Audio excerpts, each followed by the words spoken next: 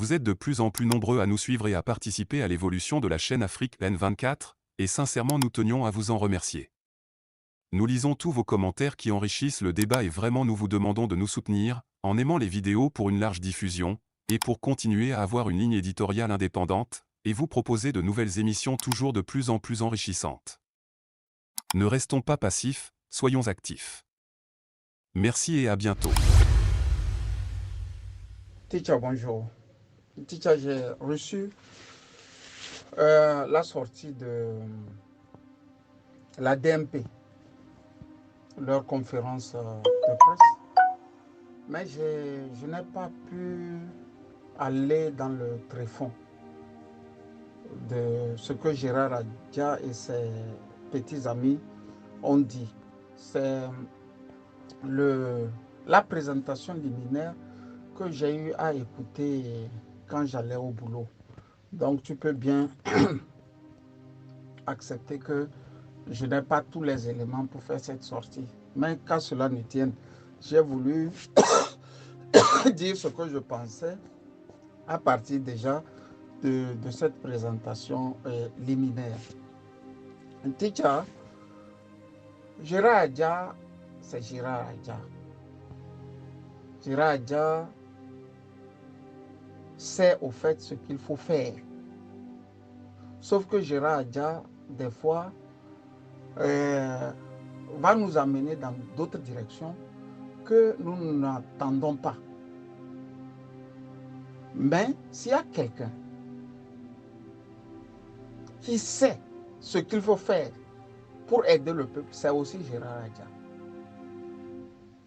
Ce qu'il a dit dans sa présentation liminaire, c'est du Gérard tout craché. On ne peut pas être aussi propre, limpide, clair que ce qu'il a dit là. Mais c'est le même Gérard Adja qui va vous parler des élections comme si demain elle avait eu lieu, la DMP l'emporterait haut les mains. Il est permis de rêver pour un homme politique qu'il est. Il est permis aussi de croire pour un homme politique qu'il est. C'est de son bon droit de dire que je vais gagner. Je n'ai pas encore vu un homme politique qui va à une élection criant à rue et à dire que lui, il va les perdre.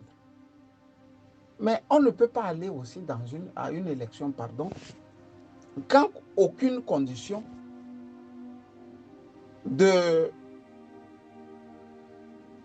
propreté des élections n'est pas acceptée par tous. Tu vois? Des fois, ils vous prennent de vitesse. C'est élection, c'est élection et c'est élection. Et des fois, ils sont envahis par une lucidité. Et c'est cette lucidité qui fait la grandeur de leur sortie d'hier. Quand ils veulent être lucides, que ce soit Nabouja, que ce soit Gérard Adja, que ce soit les autres, c'est extraordinaire. Nous les écoutons, nous aimons les écouter et nous aimerions aussi que ce qu'ils disent là suit aussi la parole. Mais quand le RPT se réveille et commence par bousculer, élection, ils deviennent des fous dans la cité. Ce n'est pas parce que le RPT va dire que bon, dans un mois il y aura élection, qu'on doit oublier tout de suite ce qu'il faut faire avant d'aller aux élections. En introduction liminaire, j'ai bien écouté comment il a expliqué les coups d'État qui se succèdent les uns après les autres dans la sous-région. Par contre, dans les pays où il y a les coups d'État, les gens ont bien pris soin de ne plus penser aux élections. Quand tu es au Niger, là, quel Nigérien parle d'élections à l'heure où je fais cet élément? Au Mali, au Burkina Faso. D'ailleurs, au Burkina, on a mis une parenthèse entre tout ce que vous pouvez appeler parti politique. D'ailleurs, en Ukraine aussi, c'est la même chose. Quand le pays va mal là, on tait les rancœurs. On efface la menace de l'ennemi. Et après, on peut commencer par se taper dessus. Chez nous, dans le septentrion, tout va mal. Mais tous les politiques font comme si il n'y avait rien de grave là-bas. Et pourtant, les militaires tombent. Le RPT uni, très malin, ne diffuse même plus. Les pigistes que nous avions par le passé aussi, en bon togolais, ils ne font plus le travail. Et on peut les comprendre. S'il faut aller là-bas se faire tuer, d'abord par les terroristes, et ensuite par l'armée qui te menace. Parce que le pouvoir RPT uni ne voudrait pas avoir des journalistes dans le coin. Il ne faut pas surtout qu'on relève les carences de l'armée togolaise. Les carences de ceux qui envoient nos militaires, nos frères, nos petits frères, se faire tuer. Une bonne armée doit plus ou moins faire savoir au peuple ce qu'elle est en train de faire. Pour des raisons stratégiques, on peut cacher beaucoup de choses. Mais chez nous, ils cachent à telle enseigne que la mort ne représente plus rien. C'est ce que moi, je refuse à la BNP. Des fois, ils vont te parler comme s'ils avaient ce poids qui leur permette, quand le RPT uni va leur voler leur victoire, de mettre leur machine en branle pour récupérer ce qui leur appartient. Vous voyez? Mais s'il fait le discours qu'il a fait hier, là, dans sa conférence d'hier, mais s'il faisait ça depuis, tout le temps, il fait ça, tout le temps, il fait ça, on serait un peu situé. Sauf que quand le RPT va appuyer sur la gâchette des élections, vous allez voir que le discours aussi va changer. Et quand on analyse ce parti et ceux-là qui nous dirigent de près et de loin, tu vois des gens qui n'ont plus rien à perdre. Des gens qui se noient chaque jour que Dieu fait. Au lieu qu'on les aide à se noyer, des fois, nous, on veut même les aider à revenir à la surface et respirer un peu. C'est maintenant, il faut les traumatiser. Il faut harceler ces gens. Ça prend. Les peuples ne sont pas aussi cons comme nous le pensons. Chaque jour, quand tu dis, le peuple finit par accepter. Sauf qu'ils vont te dire aujourd'hui, les tenants et les aboutissants, qui font qu'il y a des coups d'État en Afrique. Et demain, leur petit très malin va dire, bon, dans quelques semaines, là, il y aura des élections. Ces gens-là, quand je dis ces gens-là, je veux dire les politiciens 2.0 du Togo. Oh, il y a ceux qui veulent des voitures déjà, parce qu'un futur député doit, selon eux, être véhiculé. Vous voyez? Et pourtant, je vois des députés, surtout les députés verts en Allemagne ici, ils vont à vélo à la Bundestag. Beaucoup vont à vélo. Les écologistes, là. Ils vont à vélo. Vous voyez le paradoxe? Chez nous, ils deviennent fous. Mais tu n'as pas bien travaillé. Tu sais que tu as affaire à une dictature immonde, perverse. Elle n'a rien à perdre. D'ailleurs, elle est décomplexée. C'est la chance que Faure, lui, il a eue.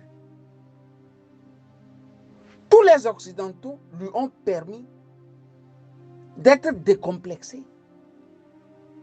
Il n'a plus honte de s'asseoir devant des démocrates.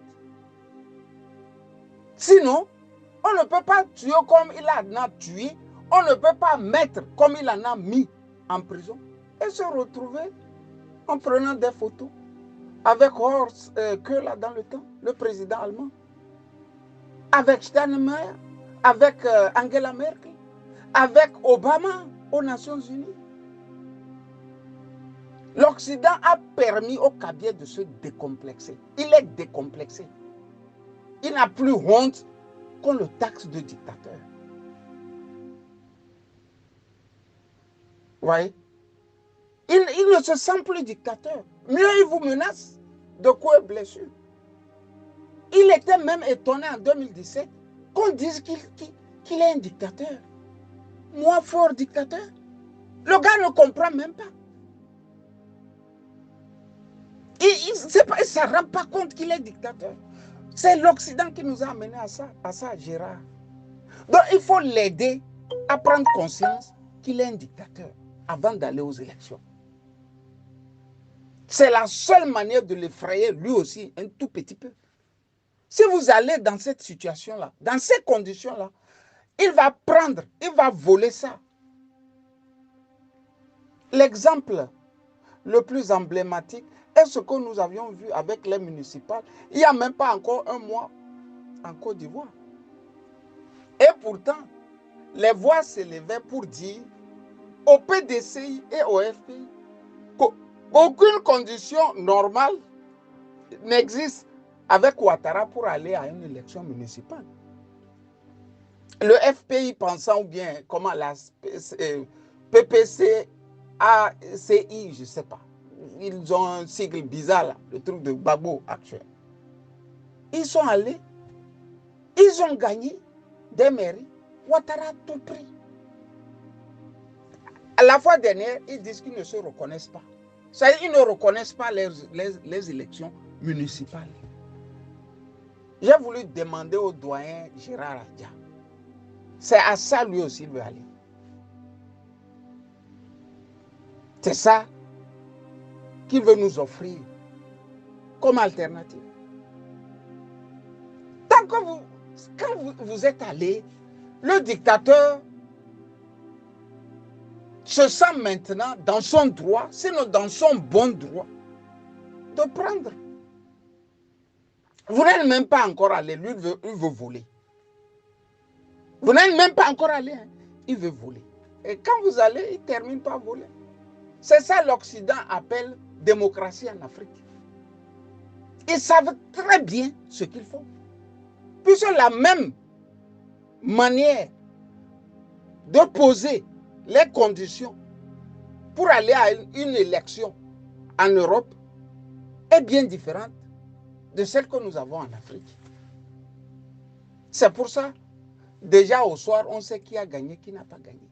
Ça n'a rien à voir avec tout ce que l'on dit, qu'on n'a pas les éléments, on n'a pas l'informatique. Non. Si vous faites en sorte qu'on compte bureau de vote par bureau de vote, le soir, toutes les mairies sont avec les résultats. Le minimum, là, on est en train de vous dire, allez chercher ce minimum avant d'affronter l'ogre. Non. On fait comme, on a beaucoup travaillé que bon, il est temps de récolter les fruits. Vous ne pourrez pas récolter les fruits comme ça. Quand il y a élection là, le dictateur doit se dire que cette fois-ci là, quand je vole là, mon pouvoir aussi part avec. Mais si vous allez faire comme, comment il s'appelle encore, Francis Pedro dit, personne ne va plus truquer, personne ne va plus truquer. Écarquillant ses yeux rouges. Il ne sait même pas qu'il ne ferait pas. Il est encore tout petit devant la machine Fort Gnassingbé. Il est tout petit. Il suffit que les gars le prennent, le jettent quelque part et on l'oublie. Vous voyez? J'ai voulu dire, Ticha, que quand Gérard fait ces bons-là, il faut acclamer des deux mains et le soutenir. Mais quand il nous amène dans les élections, là, il faut lui dire, grand frère, ce n'est pas comme ça. Mais on peut accepter que le RPT est passé, je ne sais pas, ces 30 dernières années à faire des forums de réconciliation ne point finir, à signer des dialogues, à faire des dialogues, on peut accepter. Mais à un moment, il faut dire non, ça va comme ça. À un moment, il faut dire ça va comme ça. En pays Bassar, Ticha, un dicton dit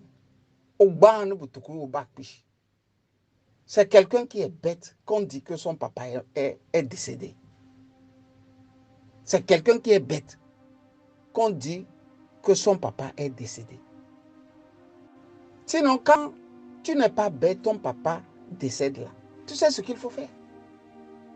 Tu commences par faire ce qu'il faut faire pour l'enterrer. Tu vois? Donc, je ne voudrais pas croire que nous sommes si bêtes à ce point au Togo.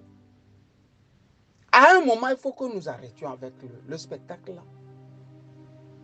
Il faut prendre le taureau par les cornes. Sinon, nous aussi, par le passé, on avait toujours dit qu'il faut aller aux élections. Mais tu ne peux pas aller aux élections avec quelqu'un pour qui le mot élection n'a pas de sens. Il ne connaît pas ça. Lui-même n'est pas venu par les élections au pouvoir. Il ne connaît pas. Et il est décomplexé. Si tu 20, 30, 40 aujourd'hui, s'il y a le premier sommet de la CEDEAO, il serait au milieu. S'il y a le sommet de l'ONU et de l'Union africaine, il va y être.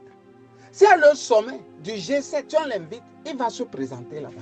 S'il y a le sommet du G20, Faure va aller.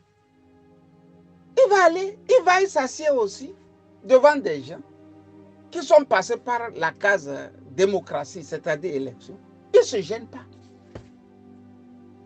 Il ne se gêne pas. Ses ministres sont déjà contents. Quand il est reçu par Macron, pour eux, c'est le nec plus ultra de ce qu'ils font. C'est-à-dire, ils sont au diapason. Vous voyez, non? C'est la démocratie. Macron nous a reçus. C'est ce grand banditisme-là. On a dit au Gérard Adja, c'est vrai, vous avez quitté le vieux, Monseigneur Fanoko Podjoro, mais faites quelque chose de différent. Mais faites quelque chose de différent pour que le peuple y croit. Si vous faites la même chose là, personne ne va vous croire. Dans ma petite personne. Ticha, bonne journée. Bye bye. Likez la vidéo si ce n'est pas déjà fait. Laissez aussi votre point de vue en commentaire. Abonnez-vous et cliquez aussi sur la petite cloche de notification pour ne rien rater de nos prochaines vidéos. N'oubliez pas de partager aussi la vidéo et de la liker.